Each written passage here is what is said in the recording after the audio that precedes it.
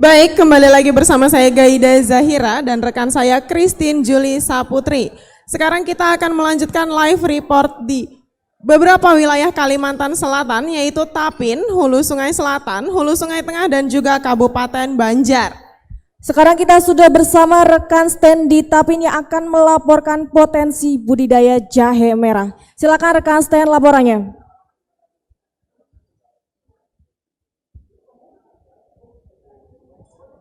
Halo rekan stand, apakah mendengar suara saya?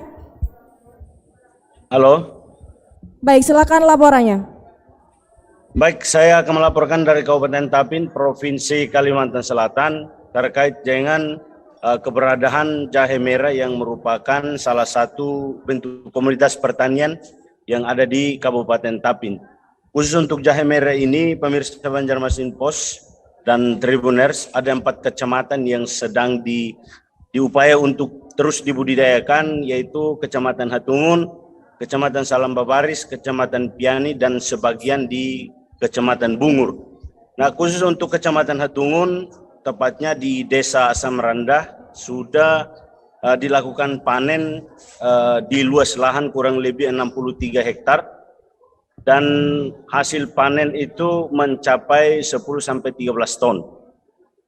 Saya juga informasikan bahwa setelah melalui uji laboratorium di Kota Banjarbaru, kualitas jahe merah di Kabupaten Tapin merupakan yang terbaik se-Kalimantan Selatan untuk tingkat kepedasan dan juga aromanya.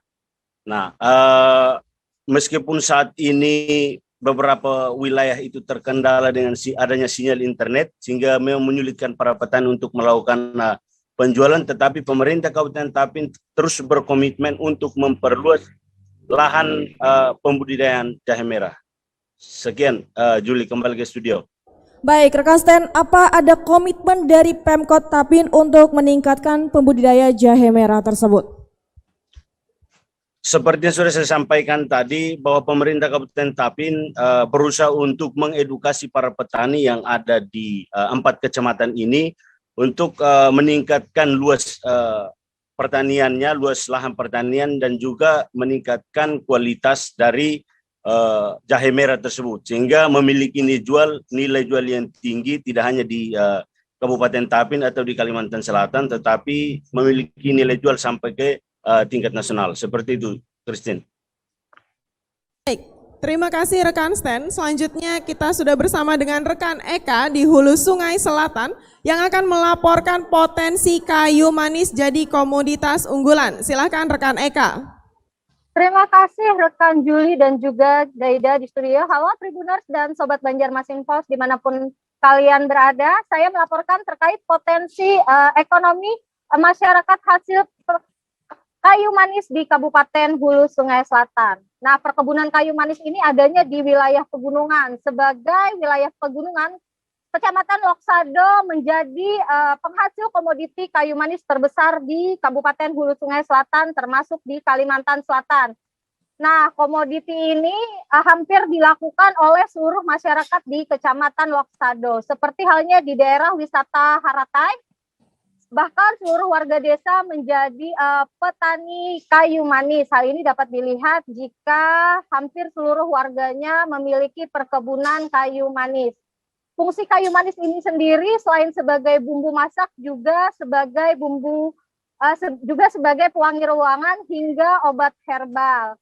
Nah, kayu manis ini biasanya dipanen antara 5 hingga 10 tahun. Untuk menghasilkan kayu manis kering, pohon yang ditebang kemudian dilepas dari kulitnya dilepas dari batang, kemudian kulit luar dikikis kembali hingga akhirnya dijemur dan dipotong dengan diameter kurang lebih 3-4 cm dengan panjang 20 cm. Kulit ini sendiri dijemur selama 1 hari dan hasilnya dipergunakan untuk masyarakat, baik itu dijual ataupun lainnya. Nah, untuk harga kayu manis ini sendiri saat ini berkisar antara 53.000 hingga 54.000 per kilogram. Sementara saat pandemi lalu harga kayu manis ini berkisar antara 70.000 hingga 80.000 per kilogram. Demikian laporan dari saya, kembali ke studio. Banjarmasin Post melangkah lebih tinggi. Baik rekan-rekan, terima kasih. Sekarang kita beralih ke Hulu Sungai Tengah. Ada rekan Hanani di sana yang akan melaporkan potensi kacang jaruk, ikon kuliner Hulu Sungai Tengah. Silakan rekan Hanani. Baik, rekan Juli dan Gaida, sahabat Banjarmasin Post, Kabupaten Hulu Sungai Tengah memiliki ikon kuliner yang begitu dikenal masyarakat Kalsel. Salah satunya adalah kacang jaruk. Usaha kacang jaruk ini kian berkembang dan sudah digeluti oleh beberapa perajin di Kabupaten Hulu Sungai Tengah.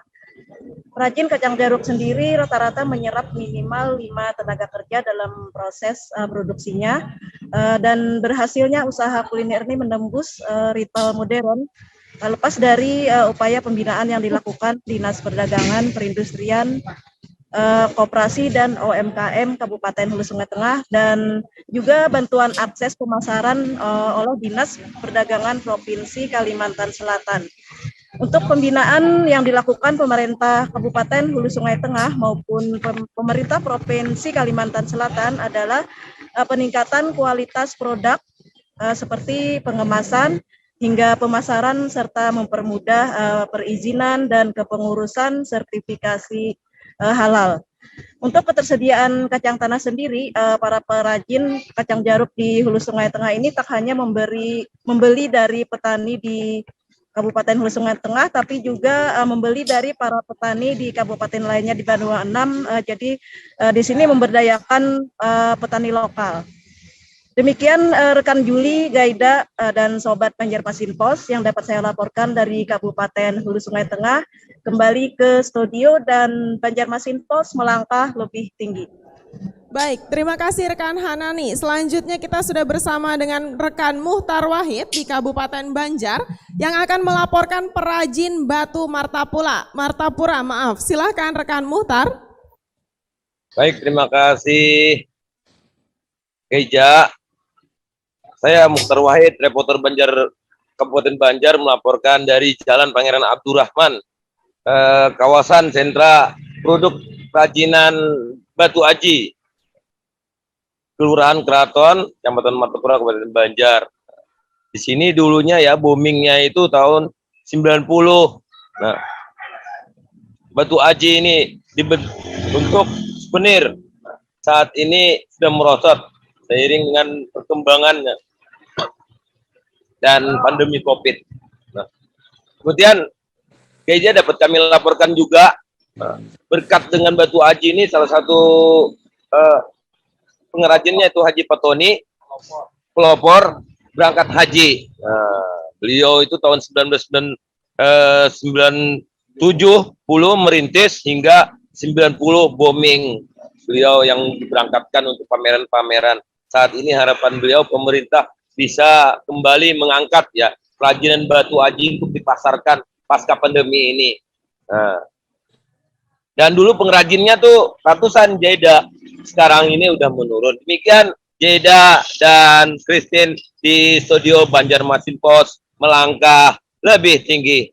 Laporan terima kasih rekan Muhtar Wahid. Baik, itu tadi live report kita di 3 wilayah di Kalimantan Selatan. Kita akan melanjutkan live report selanjutnya namun setelah pesan-pesan berikut ini.